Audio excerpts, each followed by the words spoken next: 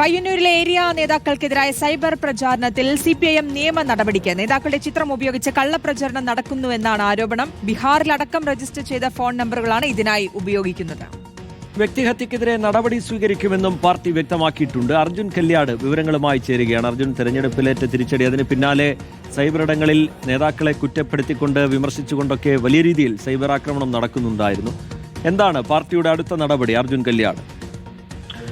ശ്രീജിത്ത്, ശ്രുതി, പയ്യന്നൂരിലെ തെരഞ്ഞെടുപ്പ് തോൽവിക്ക് പിന്നാലെയാണ് ഒരു വിഭാഗം പാർട്ടിയിലെ ഏരിയ നേതാക്കളെ ഫോട്ടോ ഉൾപ്പെടെ സമൂഹ മാധ്യമങ്ങളിൽ ഉപയോഗിച്ചുകൊണ്ട് ഒരു പ്രചരണം നടക്കുന്നത്. ഇവരാണ് തെരഞ്ഞെടുപ്പ് തോൽവിയിൽ പാർട്ടി സ്ഥാനാർത്ഥിയെ ഒറ്റുകൊടുത്തുകൊണ്ട് തോൽപ്പിച്ചത് എന്ന രീതിയിലുള്ള ഒരു പ്രചരണം നടന്നിരുന്നു. ആ പ്രചരണത്തിലാണ് ഇപ്പോൾ CPM-ന്റെ ജില്ലാ സെക്രട്ടേറിയറ്റ് നിയമ നടപടിയുമായി മുന്നോട്ട് പോകാനുള്ള ഒരു തീരുമാനത്തിലേക്ക് എത്തിയത്. ഇന്ന് ജില്ലാ സെക്രട്ടേറിയറ്റ് പുറത്തിറക്കിയ ഒരു പ്രസ്താവനയിലൂടെയാണ് ഈ കാര്യങ്ങൾ വ്യക്തമാക്കിയിട്ടുള്ളത്. അതിൽ പറയുന്നത്, പയ്യന്നൂരിലെ തെരഞ്ഞെടുപ്പ് തോൽവിയിൽ LDF സ്ഥാനാർത്ഥിക്കെതിരെയും വോട്ട് എണ്ണിക്കഴിഞ്ഞപ്പോൾ പാർട്ടി നേതാക്കൾക്കെതിരെയും വ്യാജ ID-കൾ ഉപയോഗിച്ച് നടത്തുന്ന വ്യക്തിഹത്യ അടക്കമുള്ള സൈബർ പ്രചരണങ്ങൾ പ്രതിഷേധാർഹമാണ് എന്നതും അത്തരം പ്രചരണങ്ങൾ ജനങ്ങൾ തള്ളിക്കളയണം എന്നുള്ള ഒരു ആഹ്വാനവുമാണ് ജില്ലാ സെക്രട്ടേറിയറ്റ് നടത്തുന്നത്. അതോടൊപ്പം തന്നെ പാർട്ടി പ്രവർത്തകർ ഇത്തരം പ്രചരണങ്ങളിൽ കുടുങ്ങിപ്പോവരുത്,